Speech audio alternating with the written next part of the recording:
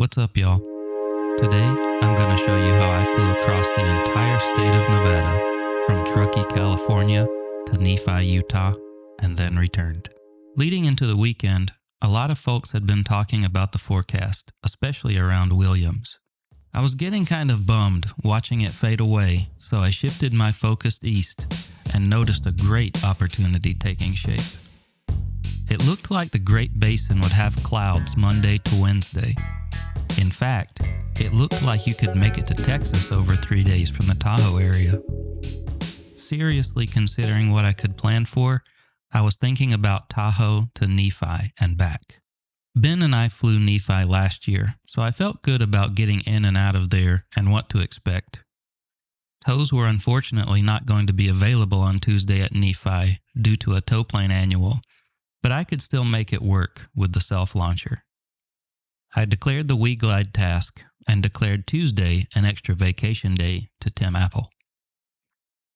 I've been working for a while to fit my res charger into the cockpit. I've been evolving a 3D printed bracket that mounts behind the seat backrest and finally had a version I was happy with. So I bolted the charger down and shoved all the cabling and a 50-foot extension cord in there. I also managed to fit a second day of clothes, emergency gear, food, toiletries, and cameras in there. I was feeling pretty good already that I managed to find a solution to travel like this. Process goal achieved. Eric Miller towed me out on Green Tow Monday morning at about 11 a.m. Thanks, bro, for being ready early. It was a weak climb out as expected, but otherwise straightforward standard Truckee exit to the Pine Nuts. I met up with Alex out of Minden, and we shared a few climbs down to Gimmy's Bowl and parted ways. Saturday turning climb through 14,000 feet was up. Yeah, hey, what's your line? Howdy, you thinking? I'm gonna head towards Gabs, approximately due east. Copy that. I didn't see another glider in the air for the next 2 days. I made a straight line from there to Nephi across the Great Basin. There were clouds everywhere. Bases were not super high for that region. I think I got to 16,000 feet once, but mainly operating 12 to 15,000, just bouncing along, doing maybe 90 to 100 knots cruise. I saw many rain pockets, but nothing too overdeveloped, and was able to weave around everything without deviating much. It was relaxing, honestly. I skirted up against the restricted area in Utah to get final glide to Nephi, and made it with plenty of time and plenty of margin.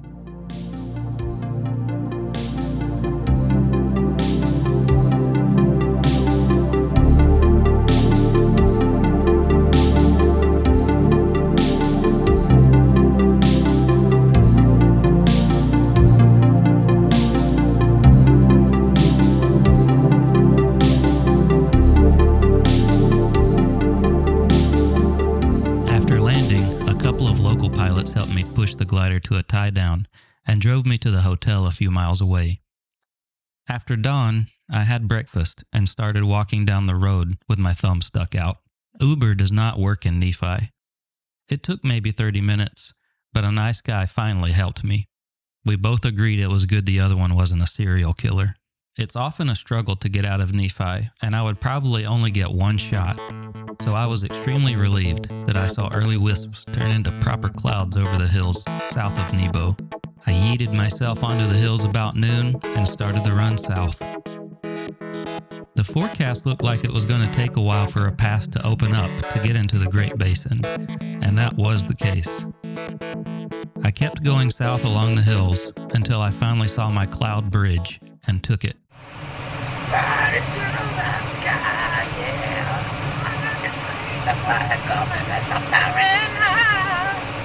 Nothing really fancy or special here for a long time. The bases were definitely higher and managed to make it to Class A several times. Maybe the one thing that was very different was that the thermals felt really busted up most of the time. It was very difficult for me to figure out how to center the majority of them. I was grateful for those thermals that were smooth all the way around to give me a break from time to time. The goal was Minden. I was originally thinking to take a southerly line back, knowing I'd hit OD at the end somewhere. Thomas had texted me earlier saying that I might consider a longer, northerly route too, around the Fallon restricted area.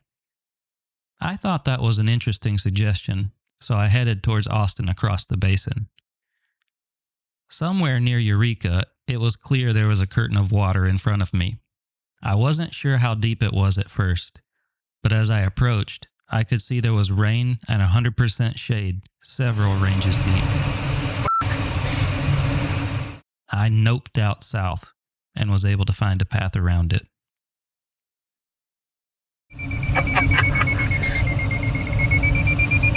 About this time, however, my oxygen finally ran out. I decided to limit my altitude and keep going.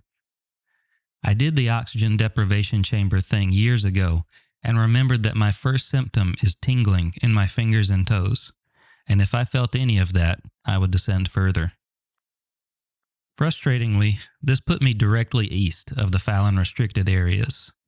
North was blue, south looked OD'd, and west I could see heavy showers. Inside the restricted areas looked like a few decent clouds. I contacted Fallon Control early to see if it would be possible to cross. Juliet, Sierra, just to let you know, those restricted areas, they're currently having a live fire event, so I advise to remain clear. The closer I got, though, the worse the storms looked, and they were moving closer. I contacted Fallon again and pleaded for passage to Yarrington, and they let me in. I started to see lightning, so I did not want to go further south. I was not authorized less than 12,000, and I didn't want to go more than 14,000 without oxygen. It was good I got clearance from Fallon, but I just didn't find anything to climb in and started dipping below 12,000. So I just ran the motor and used the rest to climb a little and exit the restricted area. I was a pure glider now. On the other side of the storm cells, amazing. I climbed straight ahead, more than 3,000 feet. I was showing 3,000 feet arrival to Minden, with plenty of room to make it over the hills between us. It was blue in front, but at least no more storms. I saw the final challenge, though. Wave bars. There was not much headwind yet, but I guessed I'd see it at some point. Things looked really good on my final glide, and I continued to improve on the margin to Minden.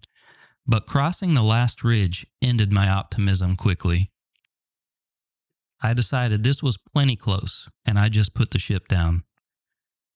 I let my friends know beforehand that I might need help getting out of the desert, and I knew they were watching me. I set it down with no complications and sent the "I'm okay, please get me" message from the satellite tracker.